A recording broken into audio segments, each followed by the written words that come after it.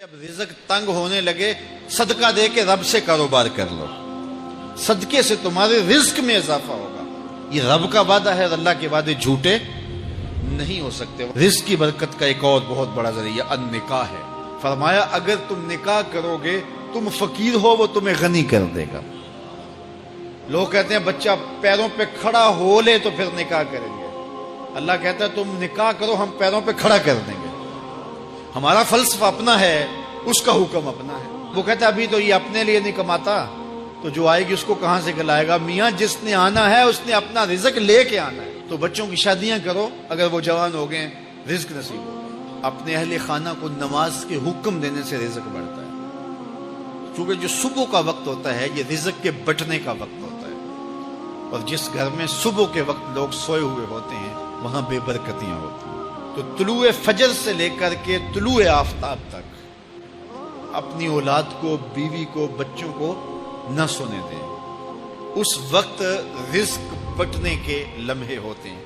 کثیر دعائیں مانگیں، تلاوت کلام مجید پڑھیں، اور نماز فجر مرد حضرات مسجدوں میں جا کے باجماعت ادا کریں، اور گھروں میں جو ہے وہ بیٹیاں بہنیں مصلے بچھا لیں، تو اللہ کی رحمتوں کا نزول ہوگا۔ اب ایک حدیث میں رزق کے اضافے کا ایک اور نسخہ ارشاد کیا گیا۔ میرے حضور نے فرمایا جو شخص یہ چاہتا ہے کہ اس کے رزق میں برکتیں ہو اور اس کی عمر میں اضافہ ہو تو وہ اپنے رشتہ داروں کے ساتھ سلوک اچھا کرے۔ رشتہ داروں کے ساتھ اگر اچھا سلوک کرو گے تو پھر تمہارے رزق میں برکت ہو۔ غریب ہیں تو ان کی مدد کرو، ان کی بیٹیوں کی شادیاں اپنے ذمے لے لو اگر اللہ نے آپ کو وسعت دی ہے، ان کی پریشانیاں بانٹ لو، ان کا قرضہ ہے تو اتارنے کی کوشش کرو، ان کو مشکلات سے نکالنے کی کوشش کرو۔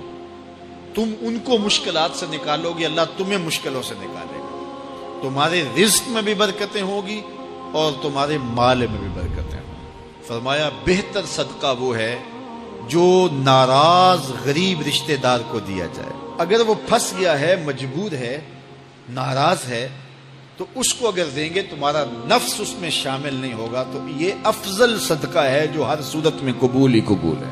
رزق کے اضافے کا ایک اور سبب الاحسان الی الضعفاء، جو کمزور لوگ ہیں ان کے ساتھ اس نے سلوک کرنا۔ الانفاق علی طلبۃ العلم، طالب علموں پہ خرچ کرنا، یہ بھی رزق میں اضافے کا سبب اور ذریعہ ہے۔ وہ حضرت بابا فرید نے کہا نا چھٹا رکن دین کا روٹی ہے۔